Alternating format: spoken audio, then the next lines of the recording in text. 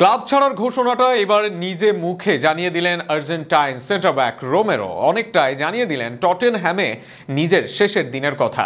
সেখানে নিজের পরবর্তী গন্তব্য হিসেবে স্পেনের নাম উল্লেখ করেন তিনি।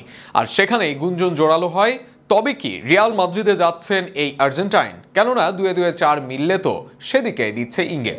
রোমেরোর ক্লাব ছাড়া ও তার রিয়াল মাদ্রিদে যাওয়া নিয়ে বিস্তারিত থাকছে প্রতিবেদনে। 2021 সালে তাকে 42 মিলিয়ন ইউরোতে দলভুক্ত করে টটেনহাম। সেবার আটালান্টা থেকে টটেনহামে আসেন আর্জেন্টাইন রোমেরো। এর পরের গল্পটা অনেকেরই জানা। এই সময় শুধু টটেনহাম নয়, ইপিএল এর অন্যতম সেরা সেন্টার ব্যাক হন ক্রিশ্চিয়ান রোমেরো। ধারাবাহিক পারফরমেন্স বজায় রাখেন আর্জেন্টিনা দলে। লিওনেল মেসি তো বলেই দিয়েছেন তার কাছে এই মুহূর্তে সেরা সেন্টার ব্যাক রোমেরো। তবে এবার স্পার্স ছাড়ছেন রোমেরো। সাম্প্রতিক সময় এক ইন্টারভিউতে এমন কথা বলেন তিনি।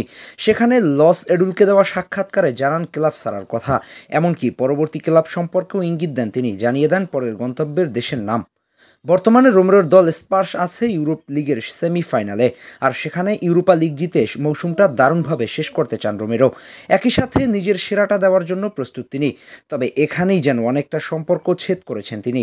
নিজের এজেন্টের সাথে কথা না বললেও রোমেরো জানান নতুন গন্তব্যের কথা ভাবছেন তিনি, আর আগামী মৌসুমেই নতুন গন্তব্যে পাড়ি দিতে পারেন তিনি।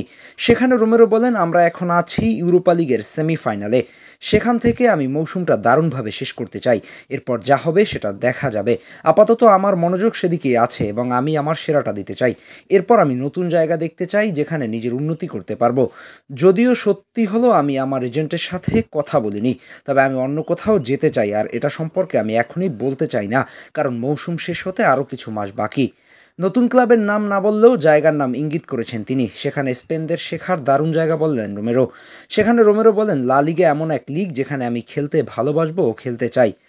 আর এক ইন্টারভিউতে আরও জোরালো হলো তার রিয়াল মাদ্রিদে আসার সম্ভাবনা। টানা 2 বছর 2 এসিএলে মিলিতাও ফিরে এসে কেমন করবেন সেটা দেখার বিষয়।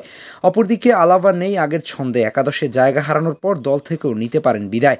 এমন সময় তরুণ এসেন্সিও একাদশে নিয়মিত হয়েছেন, তবে সেন্টার ব্যাক সমস্যা কাটেনি।